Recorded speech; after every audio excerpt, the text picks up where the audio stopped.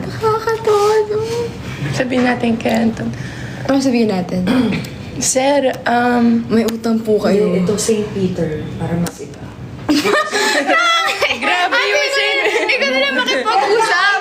Yes! Kaso kasi parang... Sabihin ko, sir, Pwede ba yun? Ito. Ate ko makipag-usap. Bawal mo naman na magkasabi. Baka kung iba. Ay, di ko Sabay ko yung boses ko, ibahin ko. Try lang. St. Peter na lang. Pwede ba yun ba? Pwede yun. Pwede ba yun? Brand City. Ay, dito ka. guys, pre-prank call namin si Anton. Dito ka, ate. Ready. Hindi nag-offer na lang. Sana sumagot. House na pala. Pwede, nagbenta ka na real estate. Oo. Real estate. Sabihin, Ay, Naka-DNB. naka-D. nakabala ka na siya. Tawagan mo isa pa. Bakit naka-D hindi si kuya mo? Ito ba yun? Hindi ko alam. Nakainis pa rin siya. Yan. Ay, mama. Wrong. Okay, si Anton po. Ate. Number 2. Huwag mo na ako ipakitali. Baka mamaya abangan ako ng pag-shoot. Baka ni Tito Ray sa kanila. Abangan ako sa kanta. Hello, good afternoon. I'm looking for Anton. Yes. Yes po. Yes, Anton.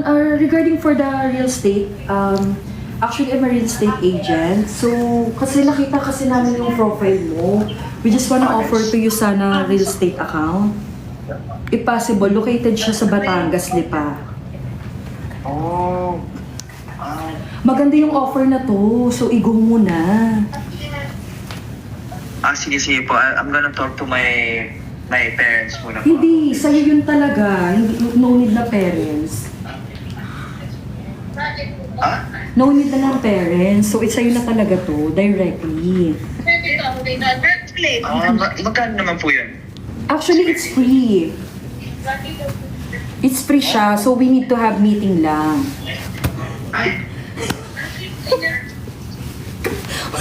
One, two, three, go. Sir. Sabihin mo, ano? Ano sabihin natin? Sir, sa St. Peter po. Ay, ka magsabi. Or 1, 2, 3. Hindi ko na. Huwag kayong dalawa kayo pala. Ano, madam. Uy, oo nga. Long. Nakita mo kasi namin sa live.